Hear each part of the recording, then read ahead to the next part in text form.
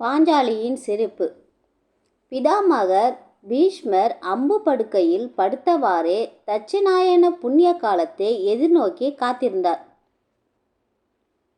அவர் மரணமடைவதற்கு முன்பு அவரிடமிருந்து நீதி, நேர்மை, அரசியல், தர்மம் முதலியவற்றை கேட்டு தெரிந்து கொள்ள தர்மர் விரும்பினார்.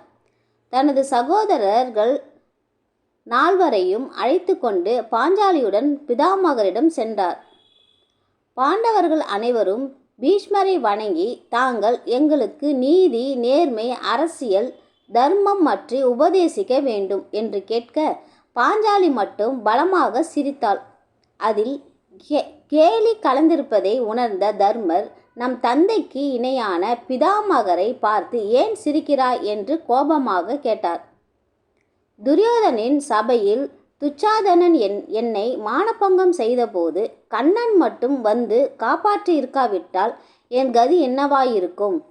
தர்மம் தெரிந்த பீஷ்மர் அந்த சபையில் அமர்ந்து வேடிக்கை பார்த்து கொண்டிருந்தாரே தவிர துரியோதனனை எதிர்த்து ஒரு வார்த்தை கூட பேசவில்லை. இப்படிப்பட்டவரிடம் நீங்கள் அரசியல் தர்மத்தை பற்றி கேட்கிறீர்களே என்று நினைத்து சிரித்தேன் என்று சொல்ல, பாண்டவர்கள் என்ன பேசுவது என்று தெரியாமல் அமைதியாக இருந்தார்கள். பீஷ்மர், பாஞ்சாலி சொன்னது முற்றிலும் உண்மை. அவள் கேள்விக்கு நான் பதில் சொல்கிறேன். அப்போதுதான் உங்களுக்கும் உலகத்துக்கும் உண்மை என்னவென்று தெரியும். துரியோதனன் அன்னமிடுவதில் உயர்ந்தவன். எந்த நேரத்தில் யார் வந்தாலும் அவர்கள் வயிறு நிறைய உபசரிப்பான். ஆனால் அவன் செய்யும் அன்னதானம் பரிசுத்தமான மனதுடன் செய்யப்பட்டதல்ல. சுயநலத்துக்காக அன்னதானம் என்ற பெயரில் உணவிட்டு அவர்களை தன் காரியங்களுக்கு பயன்படுத்தி கொள்வான்.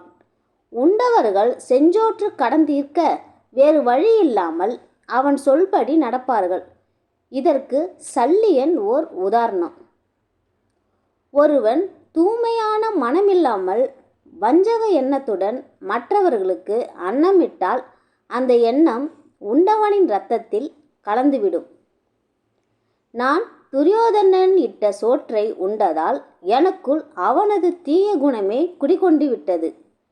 அதனால்தான் பாஞ்சாலியை மானபங்கம் செய்தபோது எதுவும் பேச முடியாமல் வாயடைத்து அமர்ந்திருந்தேன்.